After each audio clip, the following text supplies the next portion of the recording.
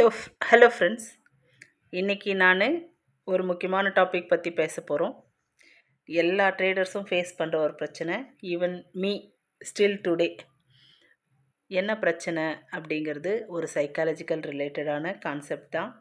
எதனால் most of the traders failure ஆகிறது, ஏன் ரொம்ப பேர் முதலீட்டை இழக்கிறாங்க, ஏன் ரூல்ஸ் எல்லாம் மீறுறாங்க அப்படிங்கிறது தான்.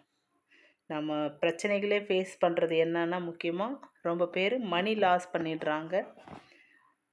அதுக்கான முதல் ரீசன் அவங்க ரூல்ஸை பிரேக் பண்ணுறது தான். ஏன் ரூலை பிரேக் பண்ணுறாங்க? ஒரு கொஞ்ச நேரத்துக்கு அப்புறம் நம்ம கண்டினியூஸாக பண்ணிகிட்டே இருக்கும்போது ஒரு ஸ்டேஜில் முடித்தா போதும், மார்னிங் ஸ்டார்ட் பண்ணும்போது ப்ராஃபிட் பண்ணால் போதும்னு ஆரம்பிக்கிற நம்மளோட மைண்ட் செட்டு ஒரு ஸ்டேஜில் முடித்தா போதும், எப்போ நகரலான்ற மாதிரி ஆகிடும். ஒரே ஒரு சின்ன லாஸ் வந்துட்ட பிறகு நம்மளோட ப்ரையாரிட்டி சேஞ்ச் ஆகிடுது. லாபம் சம்பாதிக்கணுன்றதை மாற்றி எப்படின்னா இதை முடித்தா போதும் அப்படிங்கிற ஒரு மைண்ட் செட்டுக்கு வந்துடுறோம். அப்புறம் நம்ம நல்லா ட்ரேட் பண்ணணும், சூப்பராக பண்ணணும்னு மார்னிங் ஒரு ரெசல்யூஷன் எடுத்துகிட்டு உட்காருவோம். சூப்பராக பண்ணணும், ரூலை ஃபாலோ பண்ணணும், ட்ரேட் வந்தால் தான் எடுக்கணும், அப்படி இப்படின்னுட்டு அது எல்லாத்தையும் மறந்துடுவோம். ஏதோ ஒன்று பண்ணணும், ஏதோ ஒன்று பண்ணி நான் விட்ட காசை பிடிக்கணும். நீ ₹1 கூட மார்க்கெட் என்கிட்டேருந்து எடுக்கக்கூடாது, நான் மார்க்கெட் கிட்டேருந்து ₹10 எடுக்க போகிறேன்னு சொல்லி ரிவெஞ்ச் ட்ரேடிங்கை ஆரம்பிப்போம். எப்படி நம்ம விகரஸாக பண்ணுறோமோ அவ்வளோ நம்மளோட மணியும் லாஸ் ஆகும். அதே போல் பேஷன்ஸ் இல்லாமல் மன உளைச்சலாகி நம்மளோட முதலீடே இழக்கிற அளவுக்கு கூட சில நேரம் விகரஸாக பண்ணுவோம். இதை எப்படி மாற்ற முடியும்?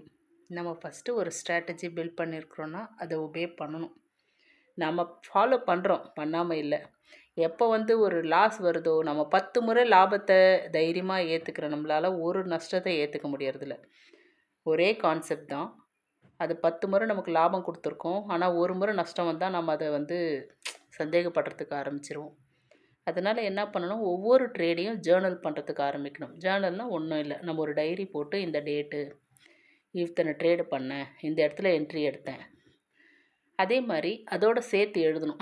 என்னோடய ஸ்ட்ராட்டஜியை ஒபே பண்ண பிறகு நான் அதை வாங்கினேனா, இல்லை போன போக்கில் வாங்கினேனா, நஷ்டம் வந்துடுச்சுன்ட்டு ஏதோ ஒன்று சரி அது வரைக்கும் வெயிட் பண்ண வேணாம், வாங்கலான்னு வாங்கிட்டேனான்னு எழுதணும்.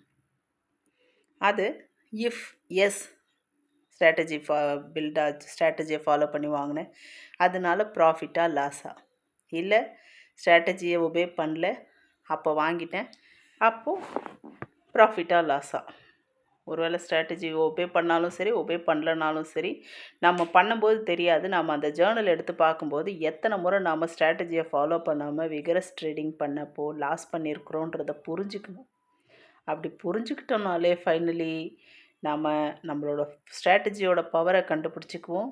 அதுக்கப்புறம் நாம் இந்த லூஸ் ட்ரேடிங் பண்ண மாட்டோம். இதுதான் ஒரு நல்ல விஷயம். இதை எப்போ நம்ம ஃபாலோ பண்ணுறதுக்கு ஆரம்பிக்கிறோமோ அது வரைக்கும் நம்மளோட சக்ஸஸுங்கிறது நமக்கு எட்டாக்கனியாக தான் இருக்கும். ஸ்டில் நான் கூட இதை ஃபேஸ் பண்ணிட்டு தான் இருக்கிறேன்.